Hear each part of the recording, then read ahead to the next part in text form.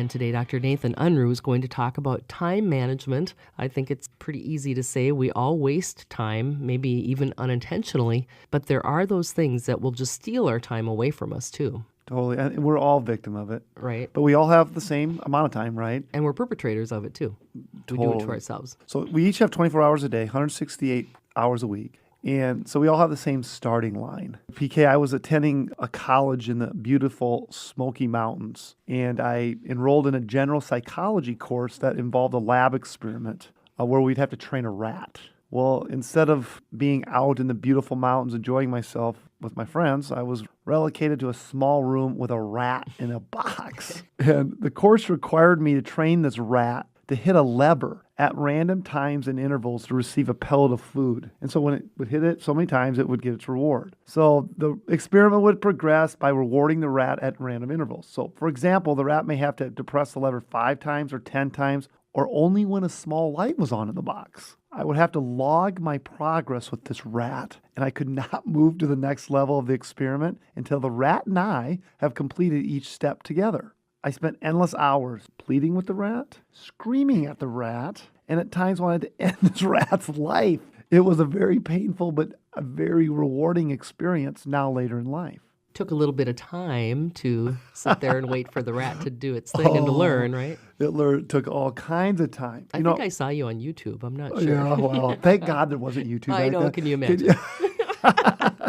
At that time, I did not understand the importance. I was a young college kid. I didn't understand the importance of that experiment. But now, today, I've grown an appreciation of that time in the lab. I learned that random reinforcement would excite the brain of the rat, and the more random the reinforcement, the more exciting the activity became, even if we removed the reward. So think about that. Random reinforcement. So here's what I contend, is we are no different than that rat in the box.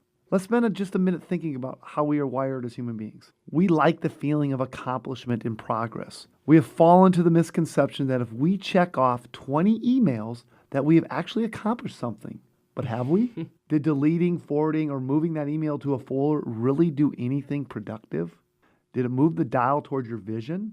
Did it produce any substantial step towards progress, or was it merely the feeling of accomplishment because something happened? Well, I think for a lot of people, that's a huge part of it. It's just like, oh, look, my inbox has no numbers sitting on it. Right. Doesn't mean you answered them. Maybe you just moved it or just looked at it. Exactly. But you accomplished something. Yes. Operant conditioning. It's Pavlovian, really. We're back to that. Yeah. Totally. I caution you to be very careful when you disguise busyness with productivity. We all say we're busy, busy, busy. And you know what we are? We're busy. But what are we busy doing? Is it productive? We have become conditioned by this idea of random reinforcement in our own lives, by the countless distractions that limit our focus and totally diminish our productivity. The box that sits on our desk or in our laps contains a multitude of seemingly potential rewards that cause us to become consumed, totally consumed, with having to constantly be checking our inbox. Hey, what are others doing on Facebook, Twitter?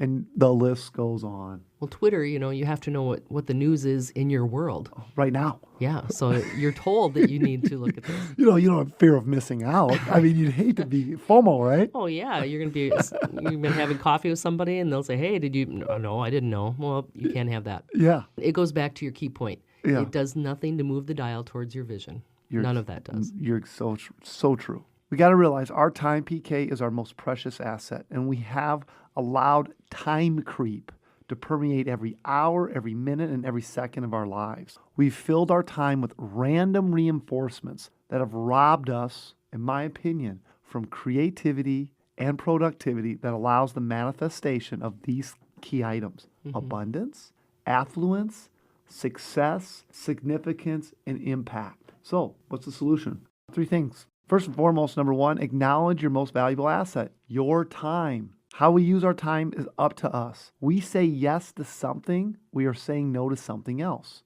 Learning to manage time is a skill to be acquired, and I contend is paramount to our success, our significance, and our impact in every endeavor in our life, both personally and professionally.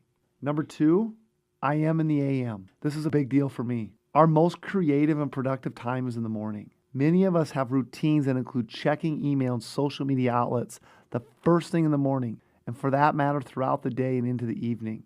I've caught myself. Check my text right away. Check my email right away. I suggest use the time in the morning to do your creative work.